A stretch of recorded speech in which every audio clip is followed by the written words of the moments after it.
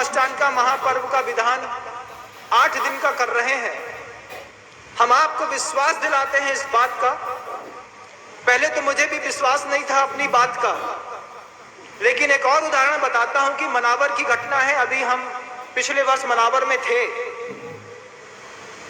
तो मनावर में एक व्यक्ति ने अपनी नस काट ली। अजमेरा या पांड्या परिवार का वो बच्चा था, और वहां पे हम मंदिर जी में उस समय शांति धारा और अभिषेक के लिए गए। पता चला कि बच्चे ने नस काट ली है और साथ में उसने कोई जहरीला पदार्थ भी पी लिया है कि मरने का कोई विकल्प बचे नहीं। मैं मंदिर के अंदर था, शांति धारा होने वाली थी। मैंने 3 लोगों को याद किया। मैंने सबसे पहले कुंडलपुर के बड़े बाबा को याद किया।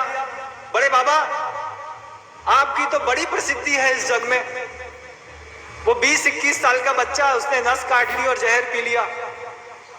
फिर मैंने अपने गुरु आचार्य भगवंत विद्यासागर जी महाराज को याद किया। मैंने कहा, आचार्य श्री, आप आशीर्वाद दो, वो बच्चा बच जाए। फिर मैंने सुधा सागर जी महाराज को याद किया। सुधा सागर जी महाराज को मैंने इसलिए याद किया कि वो गंधोदक की और जिनाभिषेक की बड़ी बड़ी महिमा गाते, बार बार कहते कि गंधोदक से ऐसा होता है, जिनाभिषेक करने से ऐसा होता है।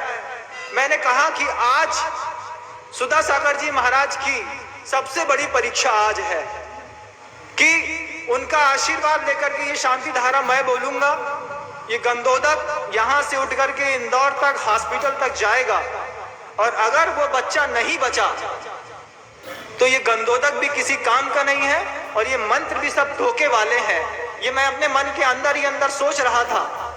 फिर मैंने विशुद्धि परिणाम अपने बढ़ाए और बढ़ा करके मैंने कहा कि आज की शांति धारा मात्र उस बालक के नाम पर होगी। पूरे मने भाव से पूज्य मुनि श्री निश्वास सागर जी साहब मेरा सहयोग दे रहे थे, और वह गंधोदक शांति धारा के रूप में परिवर्तित करके मैंने जब मंत्र का उच्चार किया, अंतर्मन में एक भाव था कि भगवान, आज मेरे शब्दों की और मेरी नहीं, आज तो जिनेंद्र देव की, सुधा सागर जी महाराज की और मेरे गुरु आचार्य विद्यासागर जी महाराज की परीक्षा है। मैं देखता हूं कि सत्य की घोषणा करने वाले ये लोगों के शब्द में कितना दम है। गंधोदक बना, चांदी के कलश में मैंने उसको वहीं से पैक कराया और उससे कहा, उसके पिता से, ये गंधोदक हॉस्पिटल में जा करके उस बच्चे के पूरे माथे और शरीर पे लगा देना। मैंने भावना भाई है, उसको कुछ नहीं होगा, 3 दिन के अंदर वो हॉस्पिटल से बाहर आ जाएगा, ऐसा मेरा विश्वास है। और बंधुओं, लगातार 3 दिन तक मैंने मनावर में उसके नाम की शांति धारा करी। डॉक्टर जब उसके बहे हुए खून और नस को देख रहा था तो उसने उसका डीसी बना दिया। डीसी समझते हैं? मेडिकल की भाषा में डेथ सर्टिफिकेट कहते हैं।